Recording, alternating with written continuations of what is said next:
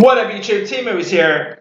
Since today is the 80th birthday of one of the most, celebrated zombie directors of all time, George A. Romero, I decided to go ahead and do my top 8 favorite George A. Romero movies.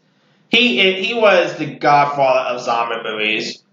If it wasn't for George A. Romero, we would not at all have stuff like, The Walking Dead. We wouldn't have, what else we want to have? Sorry for that. We wouldn't have Shaun of the Dead. None of that stuff. George A. Romero really paved the way for zombie movies. And lots of directors of zombie movies will tell you that George A. Romero was their influence. And he definitely was. I just adore that guy.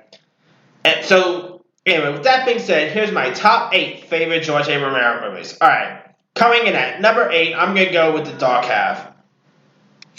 Now, The Dark Half was in the news not so long ago because it was announced that they're actually doing a remake of The Dark Half. And this movie is creepy.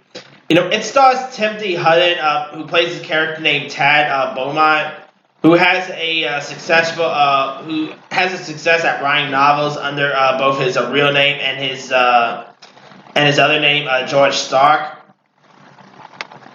Not to be confused with Tony's dad, by the way. Anyway, and he ends up using to publish he uses his alter name to publish base thrillers, and so when words ends up getting out that they are also one and the same, the author ends up holding a mock funeral for Stark.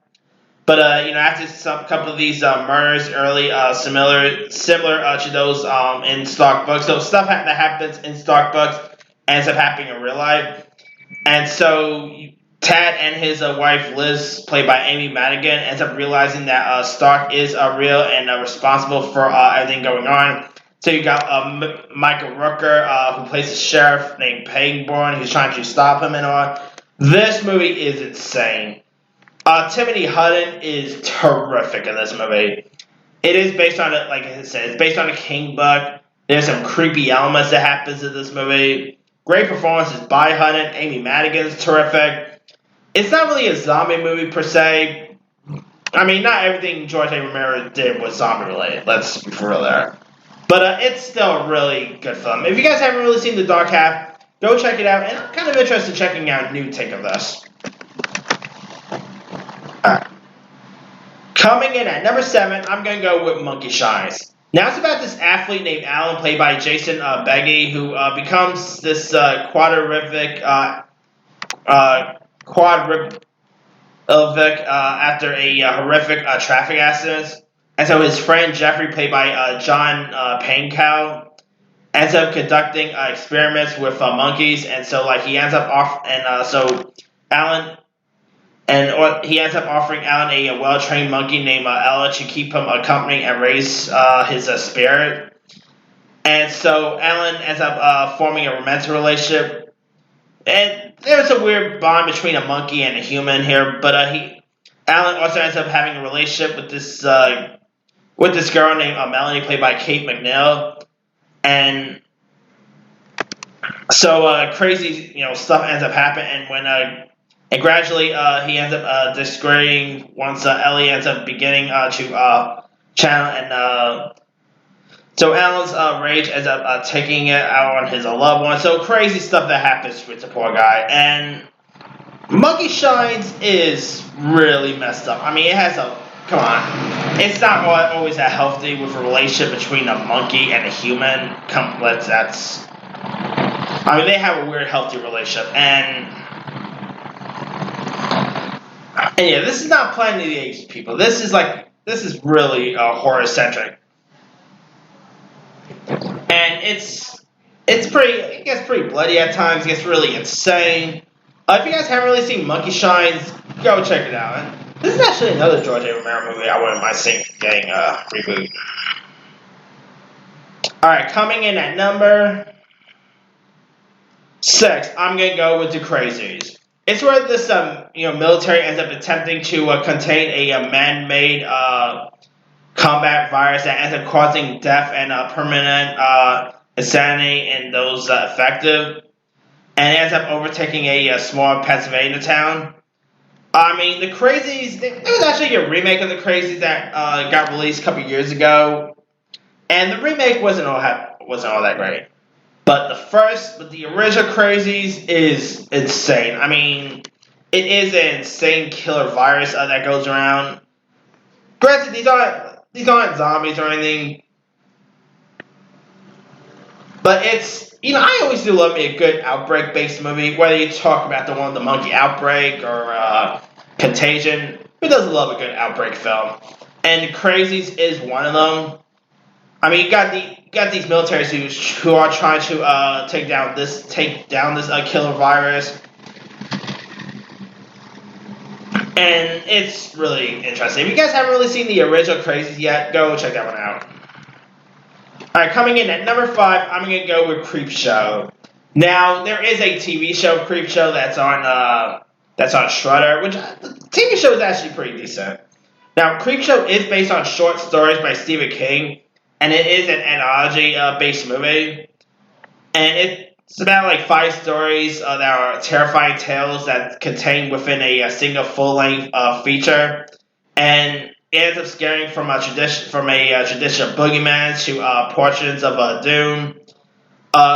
Really interesting characters here, and interesting storylines. Cool cast members. I mean, you got Stephen King's even in this. You've got Leslie Nielsen, R.I.P. Nielsen. Some really cool cast members. This thing gets really insane, creepy. This is pure Stephen King. It's not based on a Stephen King book. It's based on a Stephen King short story. So there's totally different there. And George A. Romero. Obviously, he didn't really direct the whole movie. There actually were directors who directed different segments, but it's still a really good one. And I think George A. Romero will actually appreciate the new one that just premiered. I mean, if you guys never really seen the original Creepshow, do yourself a favor, give that one a shot. I mean, it got released in the late 1980s or 90s, something like that. It's a really decent one. Alright, coming in at number 4, I'm going to go with Land of the Dead.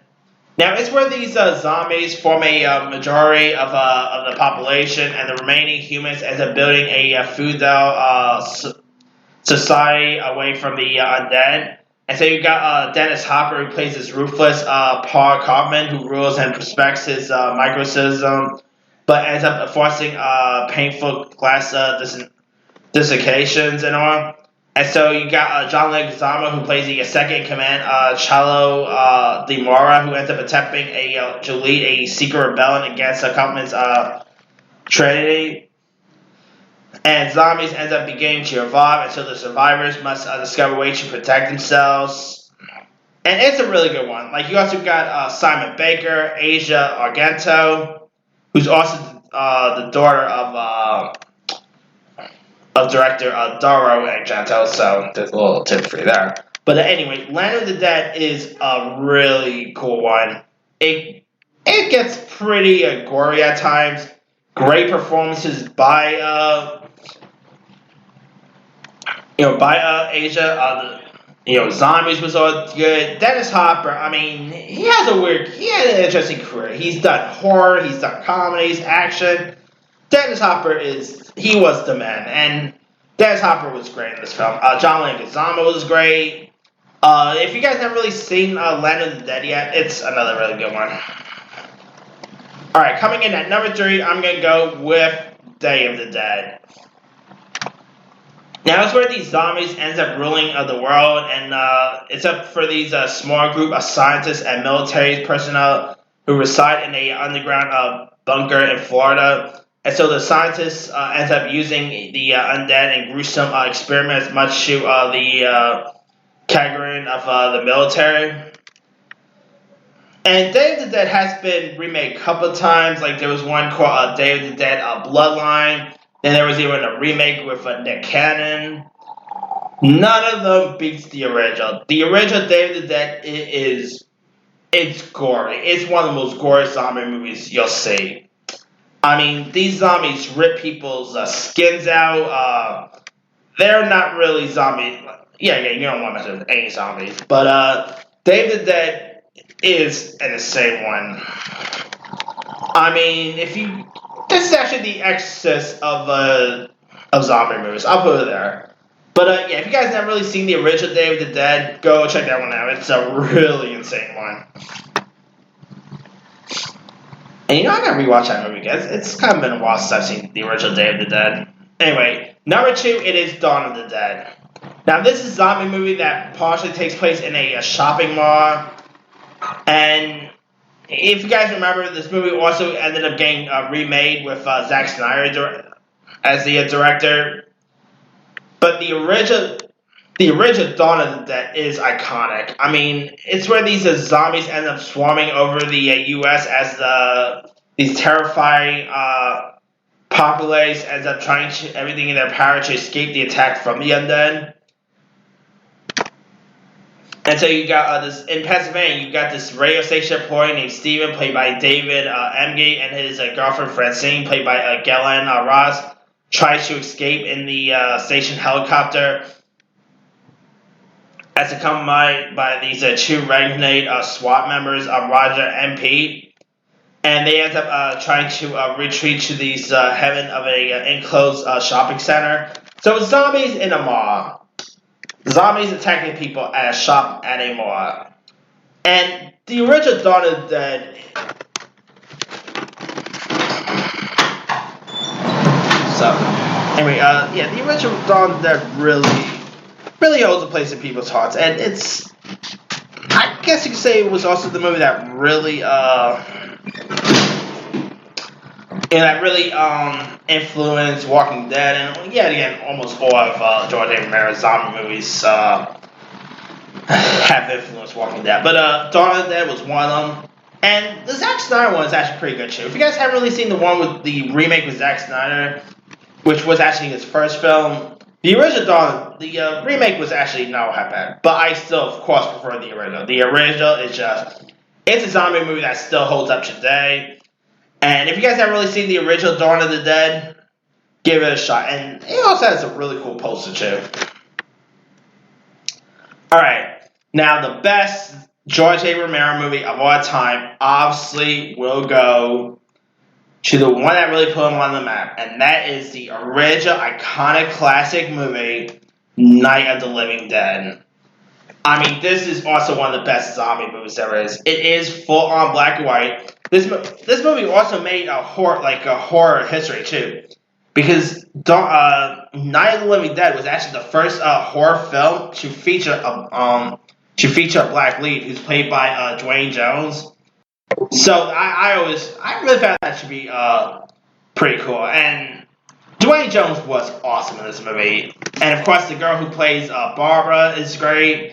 Insane zombies. I mean, this movie came out at an interesting time in the late 60s. I think 1968 or 67. I can't remember when they got released, but yeah, Night of the Living Dead. It's definitely a zombie movie that still resonates today. Oh, it came out in 1968. All right, and actually, just like with Dawn of the Dead, lots of people will tell you that that Night of the Living Dead really influenced them, not only with zombie movies, but movies in general. And Night of the Living Dead gets referenced so many times. I mean, heck, the horror movie that got released last year, Scary Stories, that had a reference to Night of the Living Dead because it featured characters watching the original Night of the Living Dead. And this one, it was really the movie that really put zombies on the map. And yeah, Night of the Living Dead is just one of the most insane zombie films of all time. And it got released around an interesting decade. And yeah, if you guys never really seen Night of the Living Dead yet, do yourself a favor. If you're a fan of The Walking Dead, Night of the Living Dead is the film you gotta thank for Walking Dead to be accessible. Because if it wasn't for anything like Night of the Living Dead or Dawn of the Dead or anything like that, you wouldn't have Walking Dead. Let me put it that way. But yeah, anyway, that's pretty much it. And I mentioned the line, "They're coming to get you, Barbara." That's one of the most iconic horror lines there is. Anyway, but that's pretty much it. Let me do the quick rundown. 8, The Dark Half. 7. Monkeyshines. 6. The Crazies. 5. Creepshow. 4. Land of the Dead. 3. Day of the Dead. 2. Dawn of the Dead. And 1. Night of the Living Dead. Now he has done other stuff over the years, like past decades. He Diary of the Dead was okay. He did the movie Night Riders. He did the original Season of the Witch. He did that movie Martin, Bruiser. I mean, he's done some really intriguing stuff over the years, and he also I forgot he directed a O.J. Simpson documentary. This obviously got released years before the trial. But anyway, let me leave to you guys. What were some of your favorite George A. Romero movies? Drop a comment below. Don't forget to like, subscribe, hit that bell for more notifications. This here is C Movies, signing off.